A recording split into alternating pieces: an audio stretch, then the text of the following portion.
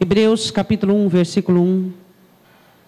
Nós damos graças a Deus pelo privilégio de termos Ele como Deus, de servirmos ao Senhor, de podermos adorá-lo, de podermos estar diante dEle com a nossa vida, com o nosso coração.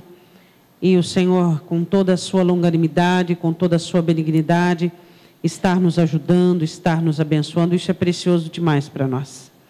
Hebreus capítulo 1, versículo 1.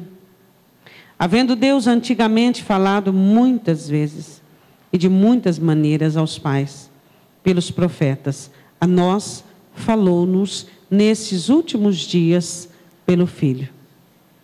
Nesta noite nós vamos ouvir um pouquinho Deus falar conosco, por meio dos profetas, por meio dos pais e por meio do Filho. Podemos assentar abrindo comigo a sua Bíblia em Gênesis capítulo 22. Você preocupa-se em ficar com a sua Bíblia aberta em Gênesis 22 e nós vamos visitar alguns textos do Novo Testamento.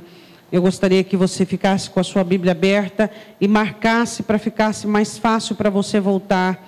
Então você vai ficar com a sua Bíblia aberta em Gênesis 22 e nós vamos passear por os outros cantos da palavra do Senhor. Amém? Deus, Ele fala conosco para que nos ensine. E hoje nós vamos falar sobre o amor de Deus. O amor de Deus é a maior herança, é a maior joia, é a maior preciosidade que nós temos.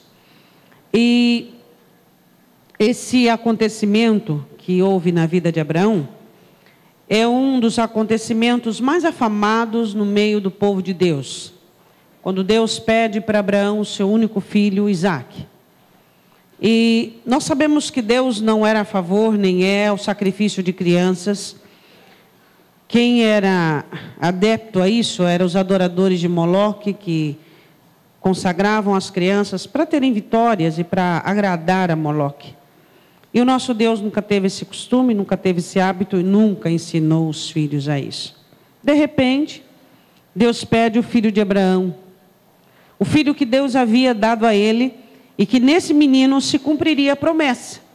Nesse filho se cumpriria a promessa que a descendência dele seria uma descendência inúmera, maior que as estrelas do céu e mais que a areia do mar. E um dia, em Gênesis 22, aconteceu depois dessas coisas que provou Deus a Abraão e disse-lhe, Abraão, e ele disse, eis-me aqui. Eu quero começar a falar sobre uma ponte.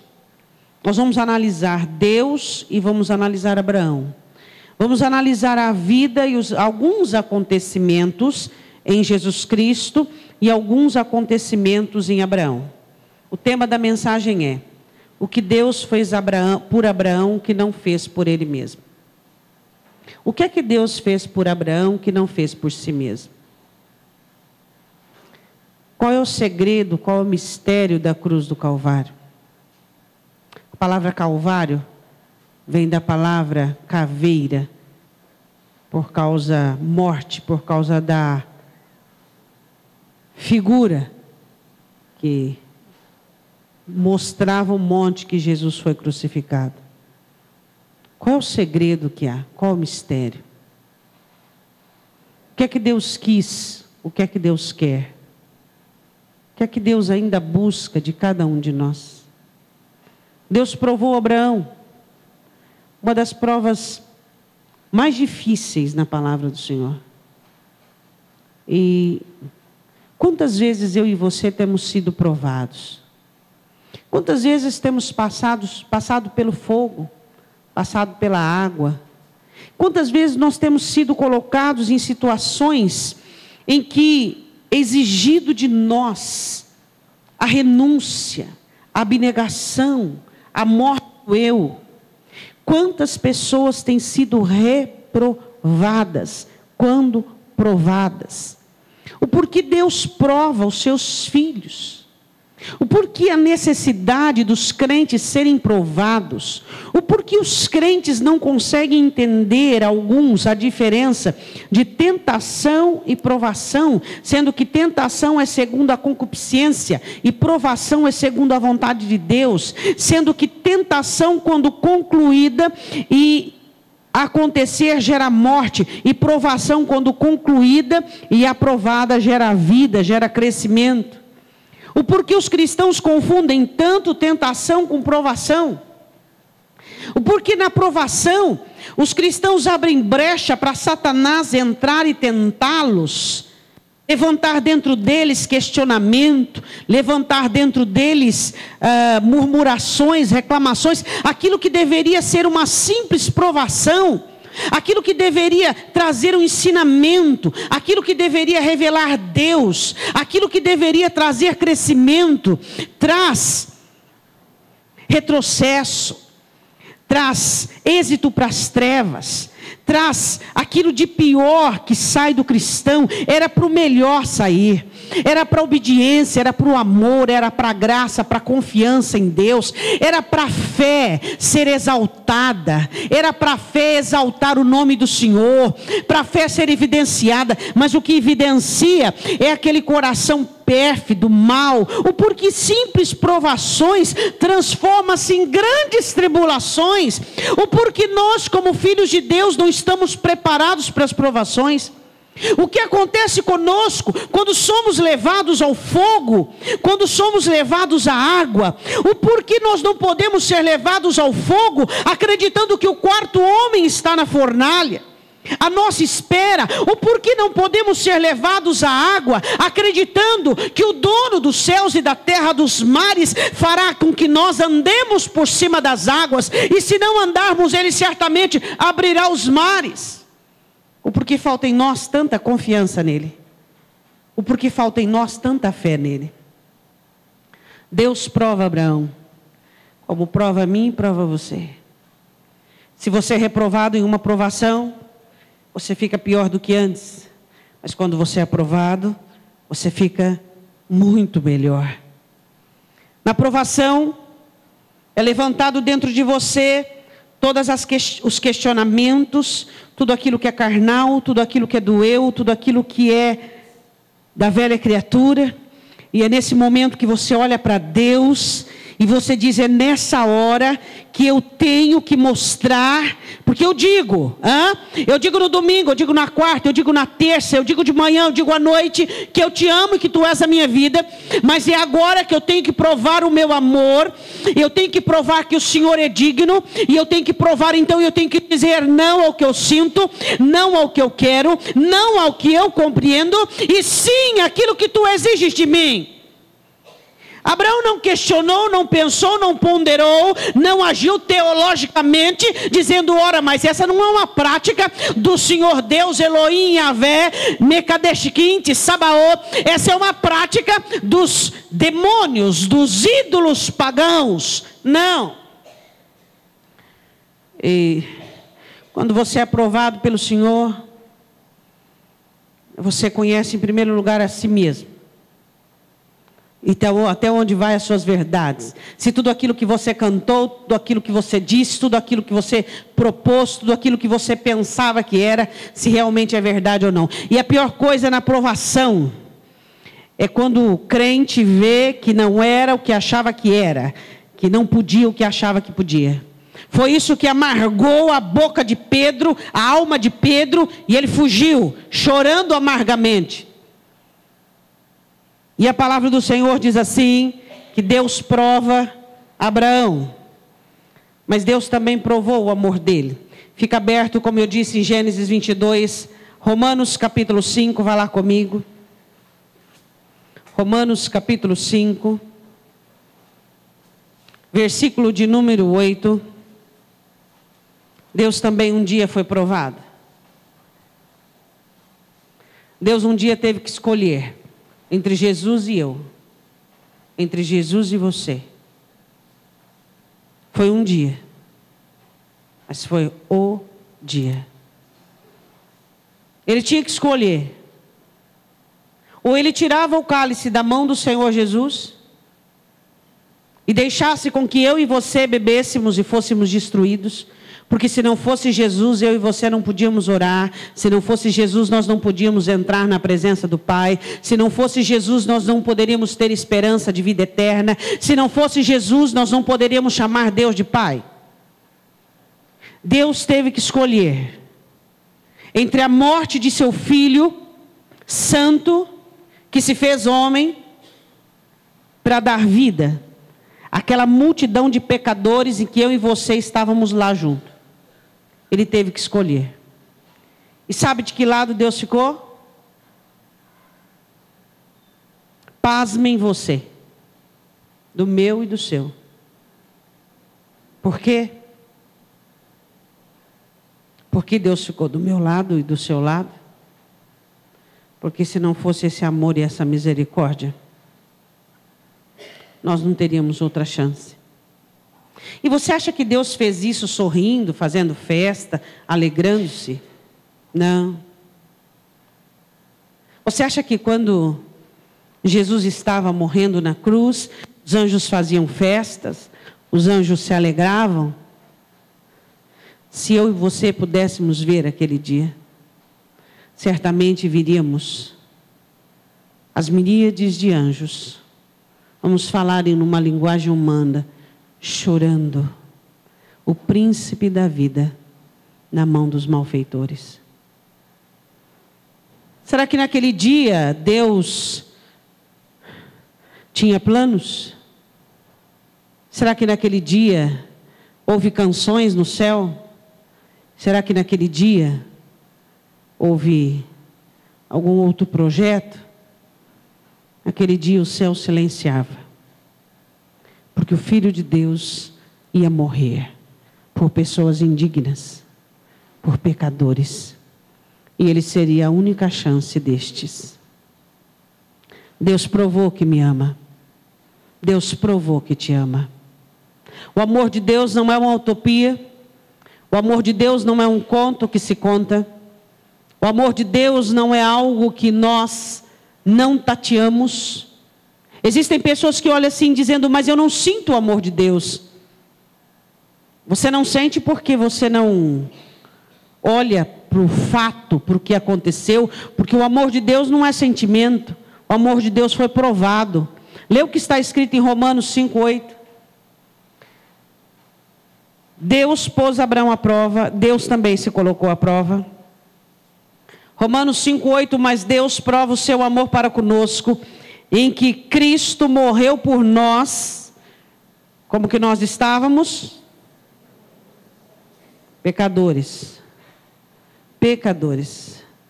É certo que por pessoas boas, por pessoas amigas, por pessoas que fazem bem, alguém se animaria em fazer algo bom. Mas eu e você estávamos no pecado, nas trevas, estávamos distantes, estávamos totalmente cobertos pelo pecado. E Deus fez com que todos os nossos pecados pairassem e estivessem em Cristo. Todo meu, todo seu, toda a nossa condenação ali, Deus provou que me ama e que te ama. Gênesis capítulo 22, versículo de número 2. E disse, toma agora o teu filho, o teu único filho, Isaque, a quem amas, e vai-te à terra de Moriá, e oferece-o ali em holocausto, sobre uma das montanhas que eu te direi. Deus pede o único filho que Abraão tinha. Abraão foi alguém que a sua atitude é esplêndida. Esplêndida. Isso não tem nada a ver com o Espírito Santo, isso não tem nada a ver com alguma intervenção divina. Era ele.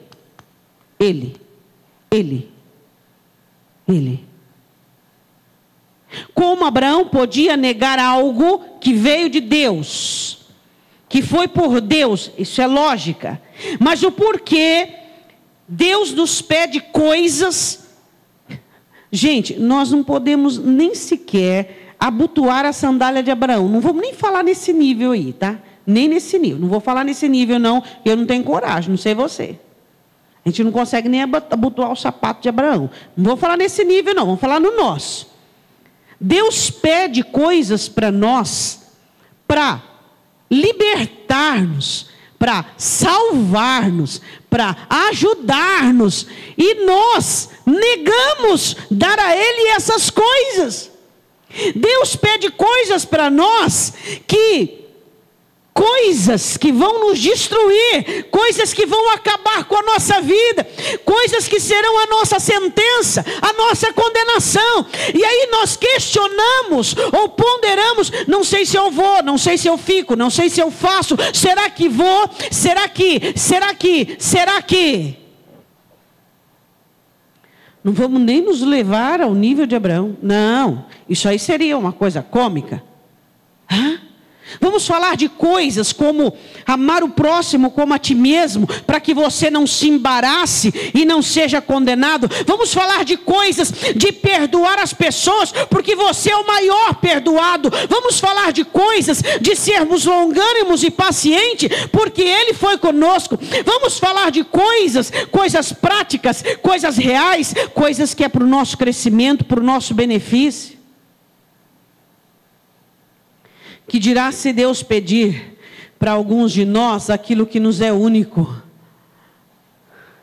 Se nós não somos aprovados muitas vezes, nem naquilo que é comum, que é para o livramento, que é para a libertação, que é para a salvação, que é para a prosperidade, que é para a bênção, que é para a melhora, que é para a comunhão. Que dirá se Deus pedir algo que for para a condução espiritual? Aí não deu mesmo, hein? Vamos ficar na nossa. Vamos passar vergonha no céu, não, né? A nuvem de testemunha, né? Vamos passar vergonha, não, porque nós não podemos falar aqui a nível de Abraão, né? Vamos falar a nível nosso mesmo, né? Fica mais bonito. Fica mais normal, mais centrado. Porque se as pequenas coisas nós não podemos fazer, não é não? Perdoar, amar, obedecer, fazer. Amém, Senhor. Amém. Amém. É a sua vez. Ó, filho, o Senhor está errando nisso. É o final do tempo. Você tem que se dedicar mais. Amém, Senhor. Amém. O Senhor está pedindo, o Senhor está mandando. Amém. Se essas coisas tão básicas nós não conseguimos oferecer, que dirá as grandes coisas? Não vamos nem ser ostentosos de dizermos tais coisas. Deus pede a Abraão um único filho. Não vamos falar disso para nós, porque não cabe. Vamos continuar falando. 1 João capítulo 4, versículo 9. Jesus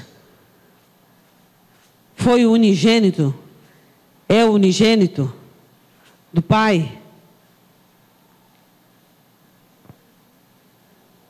1 João capítulo 4. Vamos ver o versículo 8.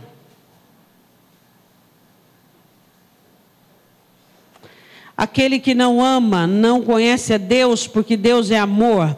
Nisto se manifestou 1 João 4,9, o amor de Deus para conosco. Que Deus enviou o seu Filho ao mundo para que por Ele, porque Jesus, o Filho único do Pai. Deus pede a Abraão o seu Filho único. Deus deu o seu Filho único. Para quê? Para que vivamos. E Deus é amor. Então Deus está nos ensinando que nós temos que amar.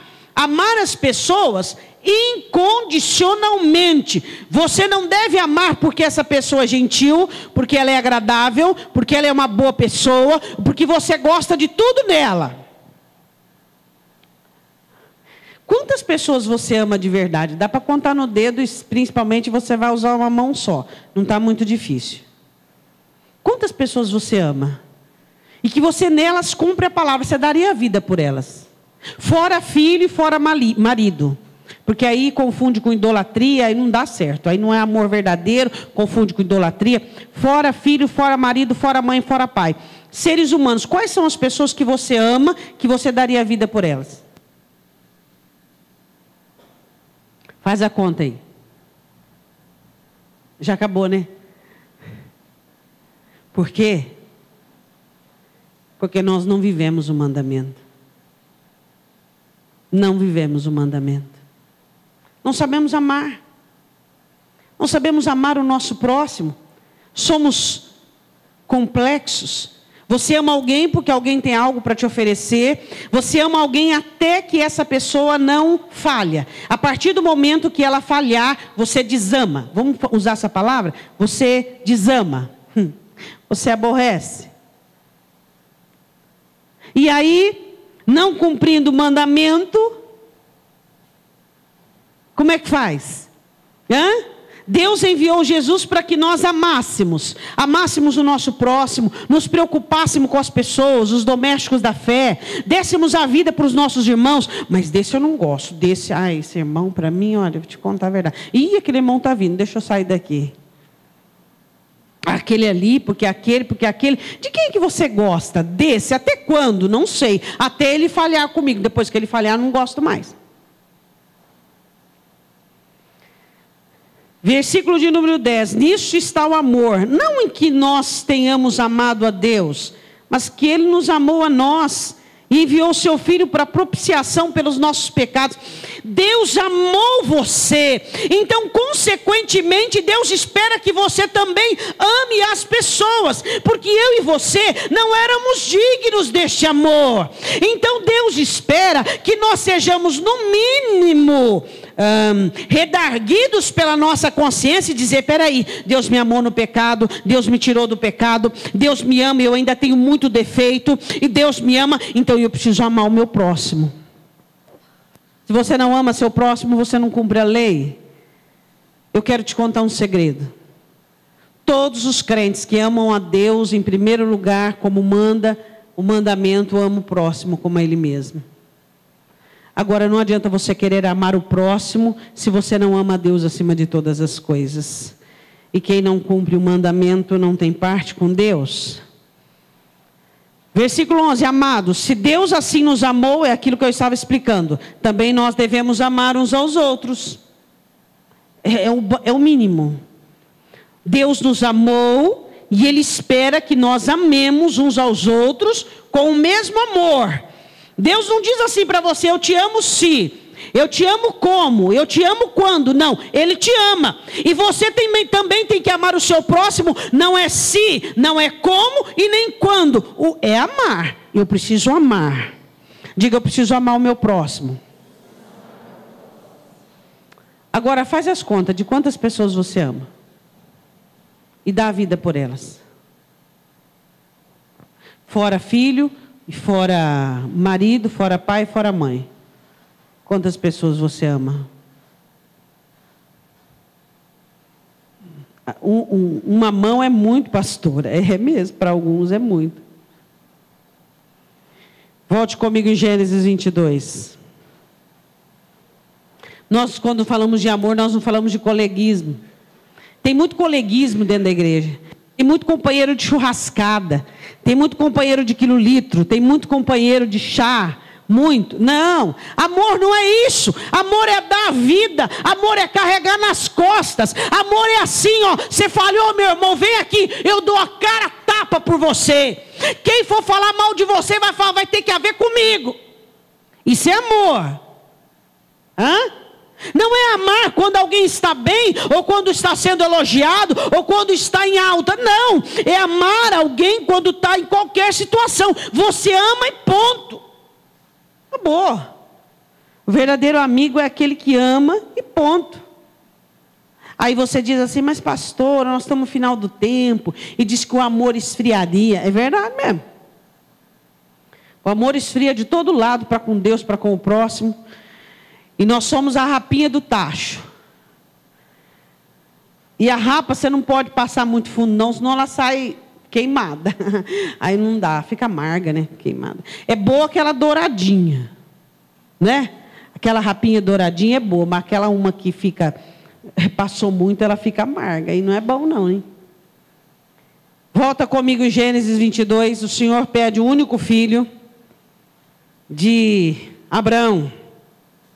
Deus deu o seu único filho. Até agora nós estamos vendo semelhanças entre Abraão e entre Deus. Entre Isaac agora e entre Jesus. Versículo 3.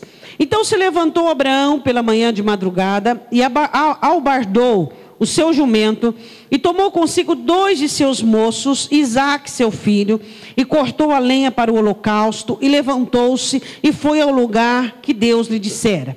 Ao terceiro dia levantou Abraão os seus olhos e viu o lugar de longe. Versículo 5. E disse Abraão a seus moços: ficai-vos aqui com o jumento, e eu e o moço iremos até ali, e havendo adorado, tornaremos a vós. Abraão obedece. Versículo 6. Tomou Abraão a lenha do holocausto e pô-la sobre Isaque seu filho. E ele tomou o fogo e o cutelo na sua mão, e foram ambos juntos. O que é que Abraão colocou nas costas de Isaque?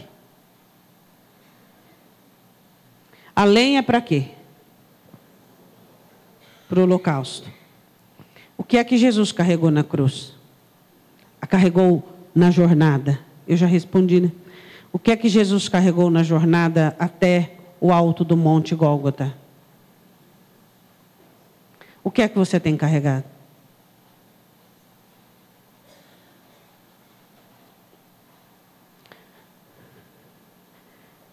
Abraão coloca nas costas de Isaque a lenha para o holocausto.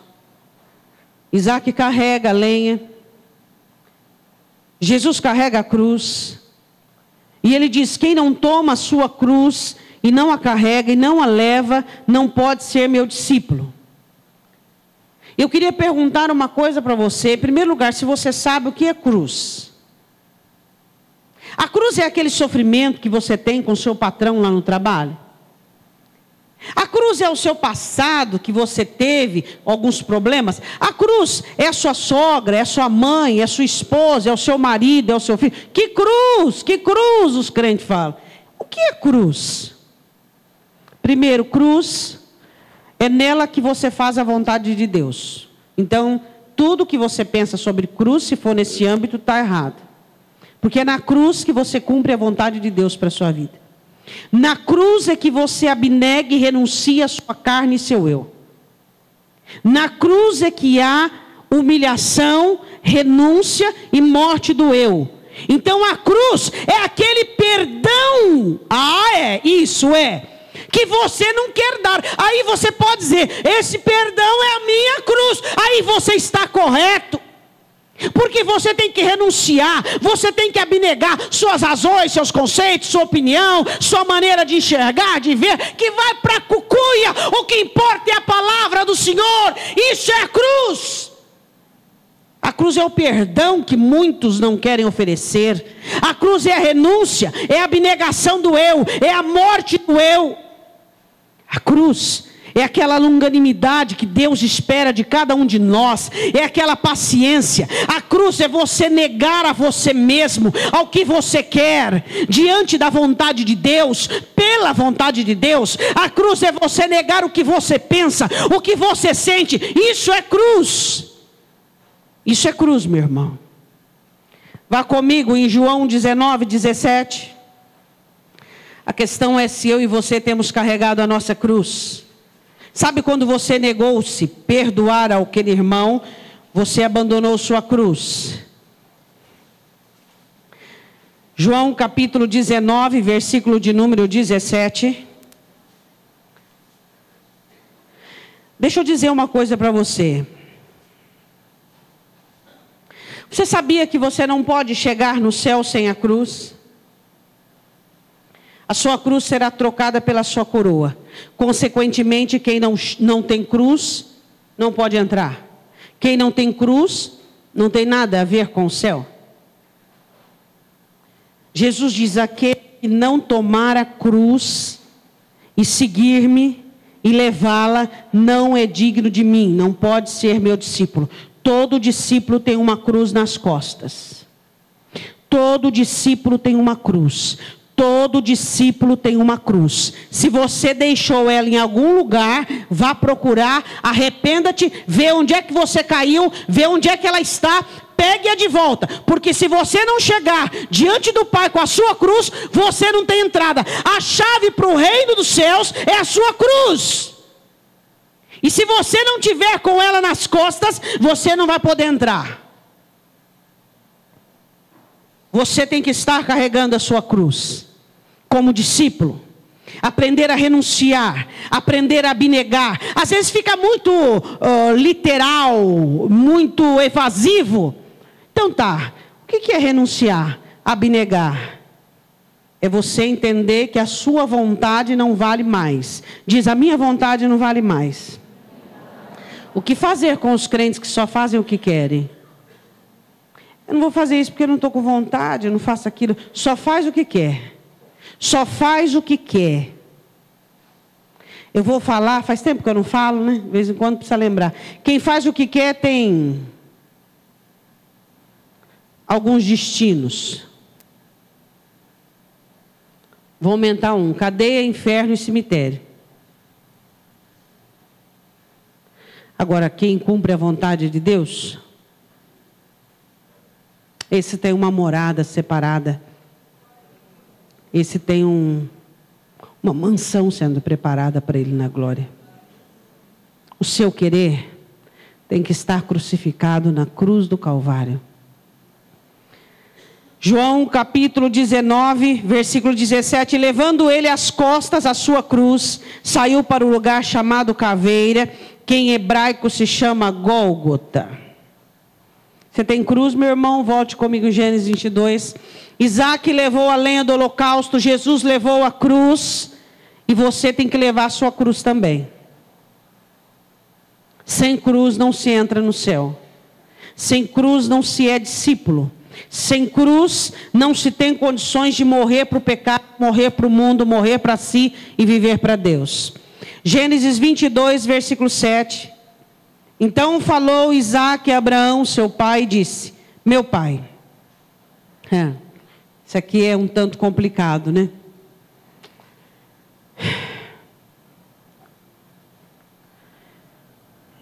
E ele disse: eis-me aqui, meu filho.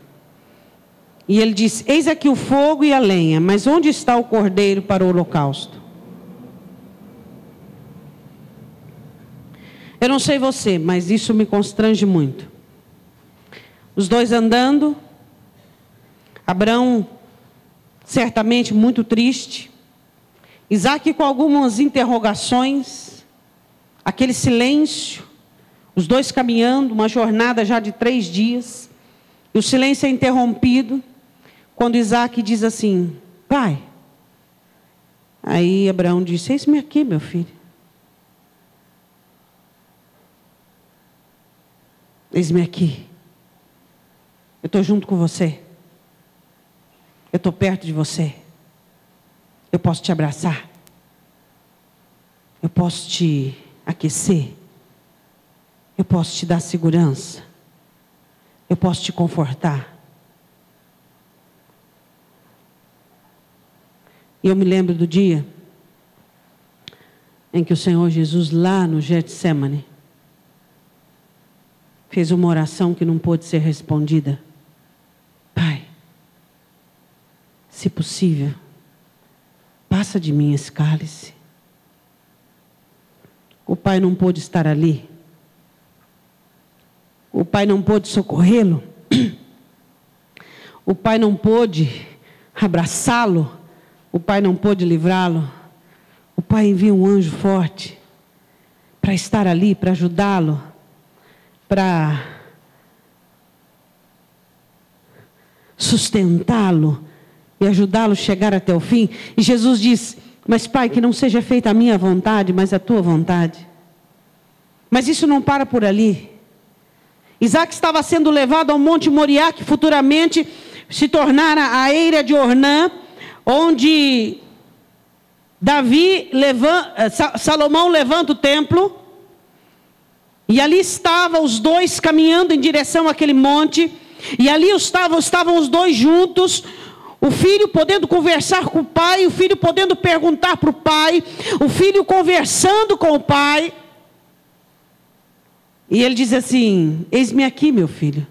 Aqui está o fogo, aqui está o cutelo, aqui está a lenha, mas onde é que está o cordeiro? Onde é que está o sacrifício? Onde é que está o cordeiro? Eu quero que você vá comigo em Mateus capítulo 27. E quando eu penso nisso, e certamente você também, Isso me constrange. E eu sei que você não consegue entender isso. E nem eu. Mateus capítulo 27, versículo de número 45. Eu quero que você entre comigo nessa comparação. Até agora nós estamos fazendo uma ponte entre Abraão e Isaque e entre Deus e Jesus Cristo. O pai andando com o filho, os 3 dias, o silêncio interrompido. Vai lá logo, irmão, olha lá. Ó. Que o povo fica aí, né, numa tensão, uma coisa de o que está acontecendo, pronto. Já viu, já está. Agora presta atenção.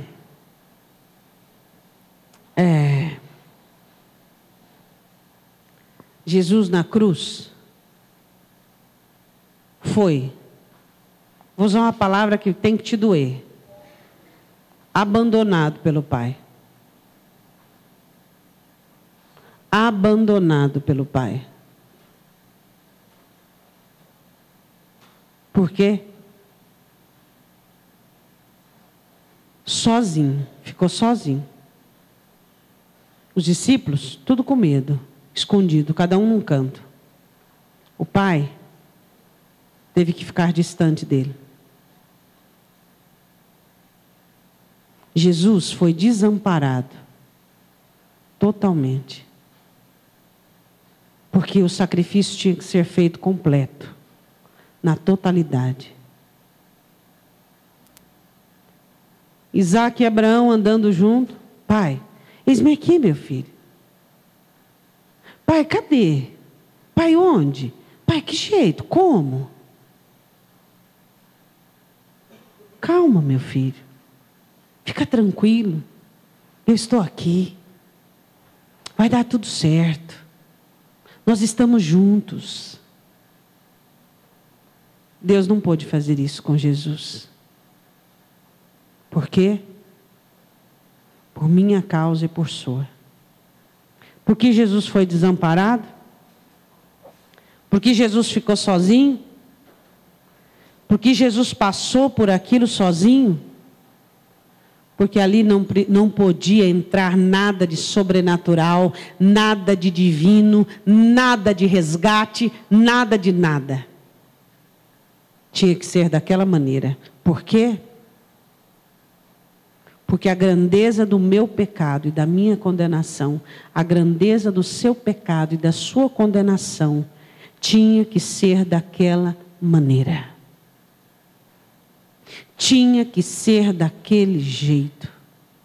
O pai e o filho andando ao Monte Moriá, conversando, os dois no mesmo contexto, os dois fazendo companhia um para o outro, os dois dividindo os mesmos temores, as mesmas inquisições, mas o pai não pôde fazer isso com Cristo.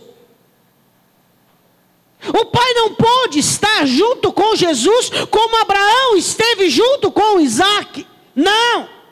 Isso me ofende extremamente, me compunge extremamente, por saber que aquela separação, era a separação que havia, minha para com Deus. E é por isso que o pai tinha que ficar separado do filho, porque ele estava a tipificação, a encarnação minha e sua.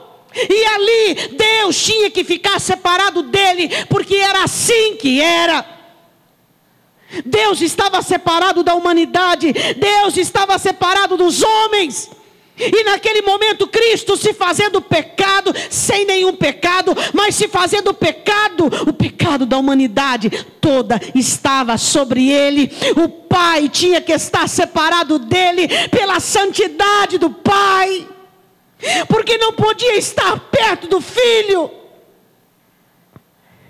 Você pode imaginar a dor do coração de Deus? Não, nem eu, nem eu, nem eu.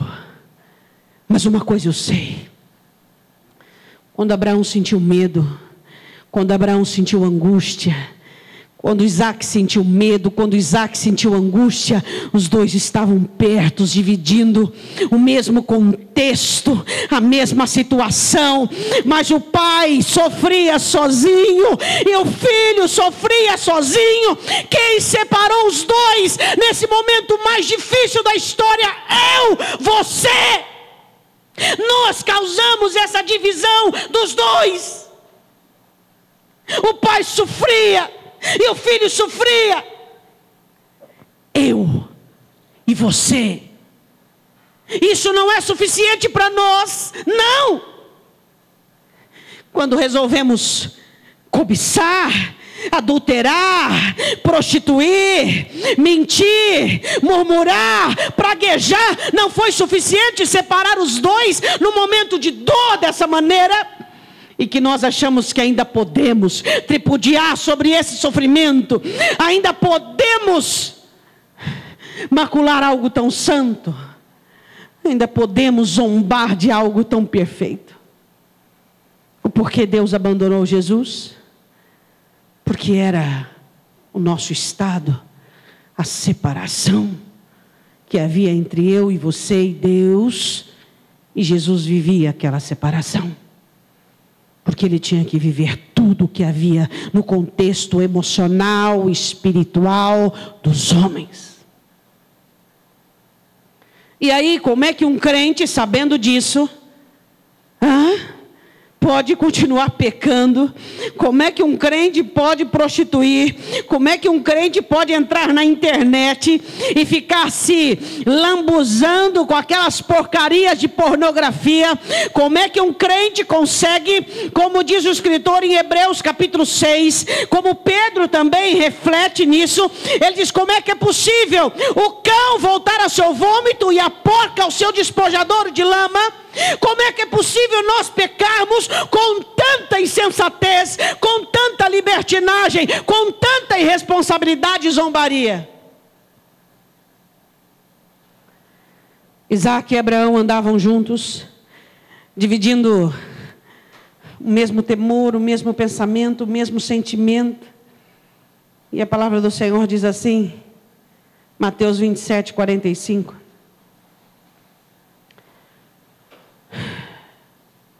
E o mesmo lhe lançaram também em rosto os salteadores que com ele estavam crucificados, 44, agora o 45.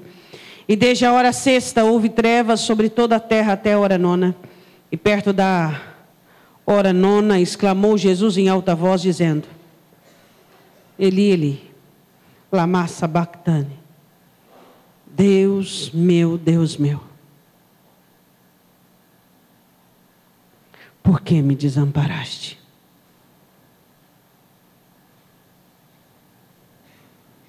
Eu, nem você. Infelizmente não conseguimos sequer ter a noção de entendermos isso. Por mais que existam teólogos em cima deste texto, por mais que há muitos anos pessoas conseguem compreender, eu só sei de uma coisa. Custou muito caro para eles, para os dois, para que eu visse isso de uma maneira tão banal, pérfida e comum. Custou muito caro, muito caro. O filho dizer ao pai: por que me desamparaste? E você é amparado quando peca? É perdoado quando está frio? É perdoado de suas crises existenciais? E você continua pecando, continua em crise, continua débil, continua frágil. E aí nós vamos pisando no Espírito da graça. E fazendo com tudo isso que aconteceu, que acontece, ser levado de uma maneira tão ínfima, tão barata, tão pequena. Volta comigo em Gênesis 22. Versículo de número 8. E disse Abraão: Deus proverá para si o cordeiro para o holocausto, meu filho. Assim caminharam ambos juntos. Diga, caminharam ambos juntos. Que privilégio privilégio de Isaac e Abraão, né?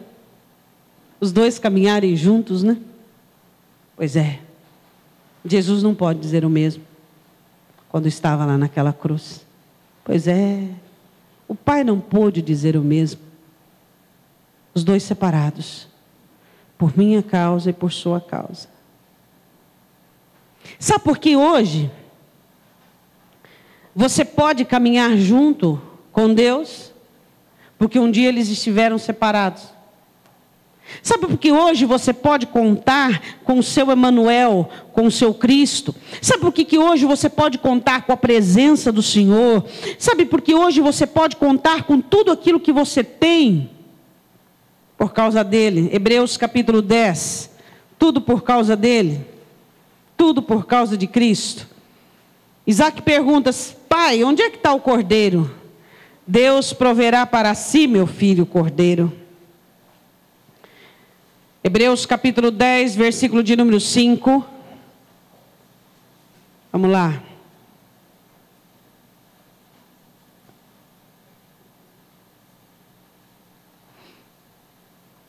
Por isso, entrando no mundo, diz: sacrifício e oferta não quisestes, mas corpo me preparaste. Holocausto e oblações pelo pecado não te agradaram.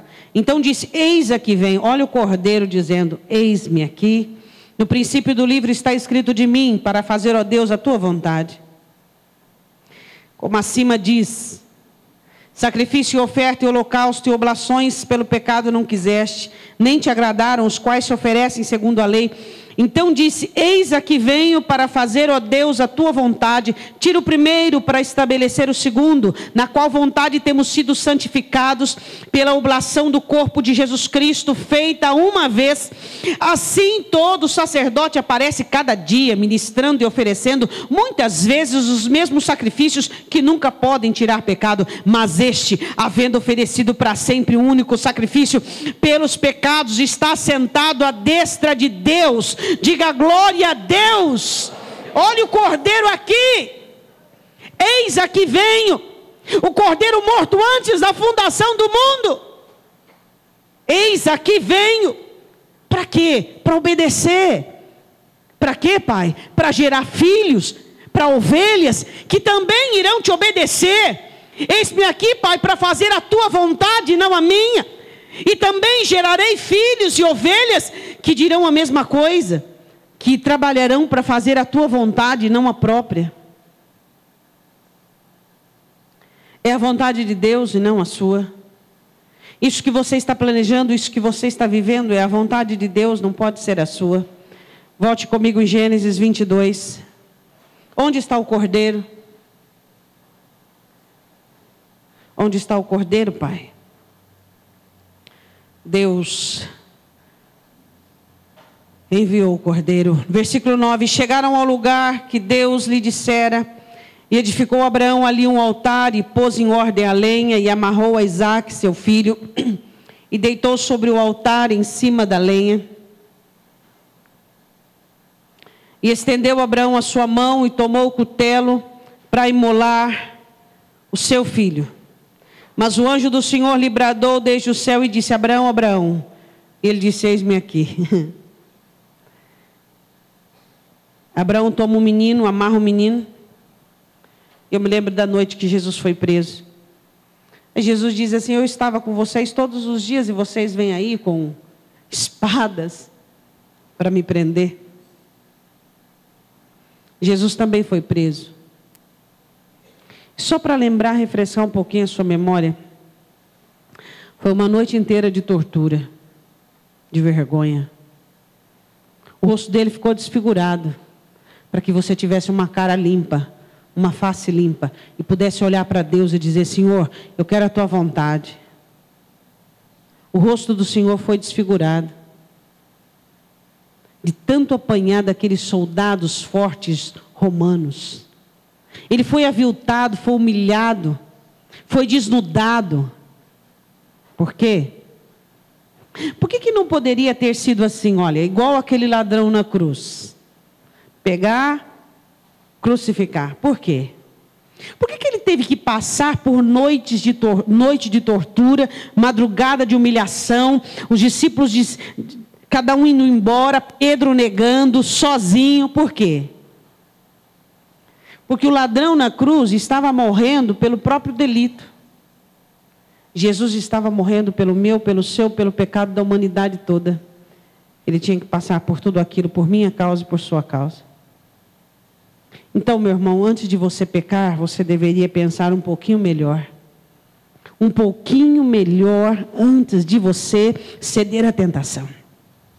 Quando você estiver prestes a desobedecer a Deus, ou a não fazer a vontade de Deus, pense um pouquinho melhor. O que Cristo sofreu, o que Ele padeceu, para que hoje você tivesse escolha e dissesse não à carne, não ao mundo, não ao diabo e sim para Deus. Hebreus capítulo 9. Jesus também teve um altar. O altar de Jesus Cristo foi a cruz. Foi lá que Ele verteu o seu sangue e pagou o preço da minha e da sua redenção. Hebreus capítulo 9, versículo de número 11. Mas vindo Cristo, sumo sacerdote dos bens futuros, por um maior e mais perfeito tabernáculo não feito por mãos, isto é, não desta criação, nem por sangue, Hebreus 9:12, de bodes e bezerros, mas por seu próprio sangue, entrou uma vez no santuário, havendo efetuado uma eterna redenção. Porque se o sangue dos touros, bodes e a cinza de uma novilha esparzida sobre os imundos os santifica, quanto à purificação da carne, quanto mais o sangue de Cristo, que pelo Espírito eterno se ofereceu a si mesmo, imaculado a Deus, purificará as vossas consciências das obras mortas, para servirdes ao Deus vivo. Diga glória a Deus. Sabe qual foi o altar de Deus? Onde o pai preparou para o seu filho. Abraão preparou o altar e colocou Isaque. E Deus colocou Jesus Cristo na cruz. Versículo 28. Assim também Cristo, oferecendo-se uma vez para tirar os pecados de muitos, aparecerá a segunda vez, sem pecado, aos que o esperam para a salvação. Diga glória a Deus. Você espera por Jesus? A pergunta é: de que maneira? Fazendo a vontade, carregando a cruz, abnegando, renunciando, morrendo a cada dia, procurando uma vida de santidade, procurando cumprir a palavra, sem resenha, sem brincadeira, levando a sério a sua salvação, levando a sério a sua redenção. Volte comigo em Gênesis 22 para terminarmos. Versículo de número 11. O anjo brada, Abraão diz: eis-me aqui. Então disse: não estendas a tua mão sobre o moço, não lhes faça nada, porquanto agora sei que temes a Deus, e não me negastes o teu filho, o teu único filho. Deus fez por Abraão o que não fez por si mesmo. Que privilégio de Abraão, não é, irmãos? Deus não deixou Abraão matar o filho, mas Deus permitiu que o seu filho morresse, que matassem o próprio filho. Deus não me negou o filho dele. Deus não te negou o filho dele. O que você faz com tal responsabilidade? Em saber que Deus não deixou ir Abraão até o fim, mas Deus foi até o fim por minha causa e por sua causa. É aquilo que Jesus diz a Pilatos: se eu quisesse, meu Pai enviaria miríades de anjos e me tiraria dessa situação. Deus não fez. Deus podia ter dito: não, chega, não quero mais isso, não quero mais. Chega, você não vai mais, não quero, não é o que eu quero mais. Por quê? Por que houve em Deus, essa perseverança, mesmo em meio à dor, mesmo em meio à tristeza, mesmo em meio àquela separação por minha causa e por sua causa, e em nós não há uma sequer atitude de passarmos por cima da nossa vontade, do nosso querer, do nosso eu, da nossa mazela, da nossa miséria. O porquê você olha para Deus e você vê tanta disposição em amar, tanta disposição em sacrificar, tanta determinação em ir até o fim, e você vê hoje crentes estagnando, parando, dando um tempo de férias, em fase. Se Deus tivesse uma fase naquela hora, e se Deus naquela hora tivesse, por exemplo, desse um time, igual alguns crentes dizem, estou dando um time para Deus. E aí? E aí, meu irmão? Será que valeu isso tudo para mim, para você? Para muitos que vieram antes de nós, valeu e muito. Gente muito boa. Gente que teve uma vida bombástica, vitoriosa. Gente que fez valer cada gota daquele sangue por seu compromisso, sua determinação, por aquilo que eles... Eu vou até o fim, vou perseverar, eu vou me humilhar. Hoje em dia, para você ver um crente entrando numa humilhação, meu irmão, você tem que soltar rojão. Porque o lema do crente é, passei por cima de mim só avião. Não, eu não. Sou cabeça e não sou cauda. Não, meu irmão, crente não se humilha, não. E aí você olha e diz, Deus, o que é isso que está acontecendo com a igreja? Que situação é essa que nós estamos vivendo? Deus, o que é? Que reino, que governo é esse? Que principado é esse? O que é que nós estamos fazendo diante dessa mesa? Vamos agora tomar a ceia. Vamos trazer a memória da morte, para que não nos esqueçamos da morte e a morte. E lembrarmos e entendermos que também temos que morrer. Ele carregou a cruz, eu carrego. Ele morreu para que eu não vivesse na prática do pecado, e eu não vou viver na prática do pecado, e Ele morreu para me ensinar, viveu para me ensinar, e eu tenho que aprender. Versículo 12: não estendas a tua mão sobre o moço, e não lhe faças nada, porquanto agora sei que temes a Deus, e não me negastes o teu filho, teu único filho. Então levantou Abraão seus olhos e olhou, e eis que um carneiro de trás dele, travado pelos seus chifres, num mato. Foi Abraão e tomou o carneiro e ofereceu em holocausto, em lugar de seu filho. E chamou Abraão o nome daquele lugar, o Senhor proverá. Onde se diz até dia de hoje, no monte do Senhor proverá. Eu e você era para estarmos naquela cruz. E Deus deu Jesus para estar no meu lugar e no seu lugar. Eu não sei que barulho isso faz na sua cabeça. Eu não sei o que te leva, eu não sei. Eu sei de mim. Eu não sei de você, eu sei de mim. E eu fico pensando como é que alguns crentes conseguem viver a vida, uma liberdade maligna, uma libertinagem satânica, agindo, fazendo, vivendo. Não sei. Não consigo entender. Não consigo entender. Deus fez por Abraão aquilo que não fez por si, por minha causa e por sua causa. Deus foi até o fim. Por mim e por você. E aí, você decide se vai até o fim ou não. Para nós encerrarmos, eu quero ler com você Apocalipse capítulo 5. Jesus morre naquela cruz para ser o cordeiro que abre o livro, que abre os selos. Eis o Cordeiro de Deus que tira o pecado do mundo, diz João Batista. Aquele cordeiro foi a provisão de Deus, aquele monte Gólgota, o monte do Senhor proverá. Lá Deus proveu a sua abundância, lá Deus proveu a nossa redenção, lá Deus proveu a nossa prosperidade, lá Deus proveu a nossa cura, lá Deus proveu a nossa entrada no reino dos céus. Foi lá. Apocalipse capítulo 5, versículo 1. E na destra do que estava sentado sobre o trono, um livro escrito por dentro e por fora, selado com 7 selos.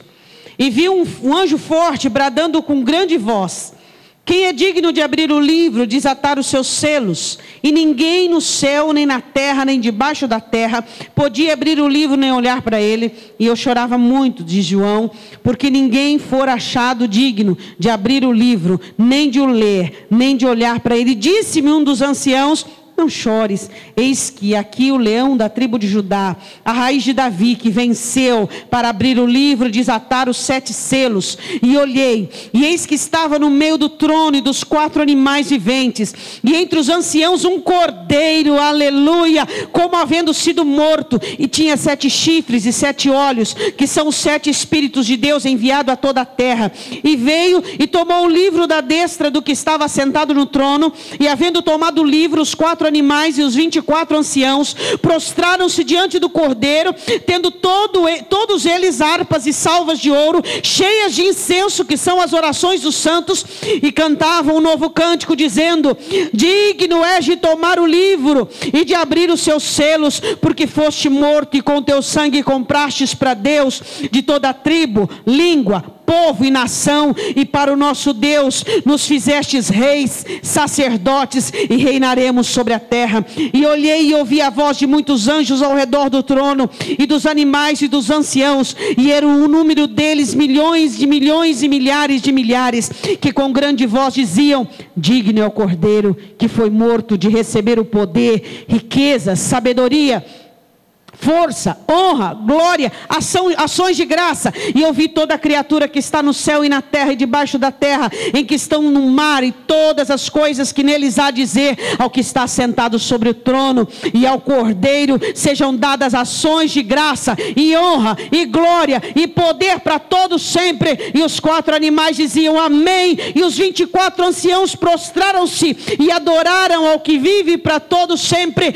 Eis o Cordeiro de Deus. O monte do Senhor proverá, o Gólgota, ali estava o Cordeiro que morreu para comprar você, para nós, e nos transformarmos em sacerdotes, em príncipes, em mudarmos a nossa vida. Assim como aquele cordeiro estava preparado para substituir Isaac, Jesus foi preparado para substituir eu e substituir você. Esse é o cordeiro que tem o poder de abrir o livro, que tem o poder.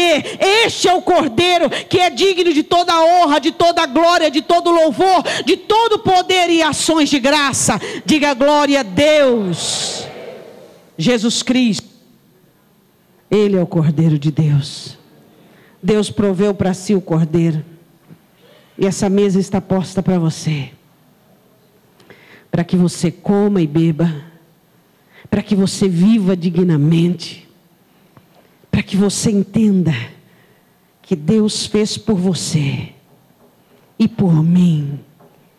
Preferiu você do que ao filho dele. Isso tem que valer alguma coisa. O profeta Isaías diz assim, que Deus agradou moê-lo para que o cordeiro recebesse a recompensa.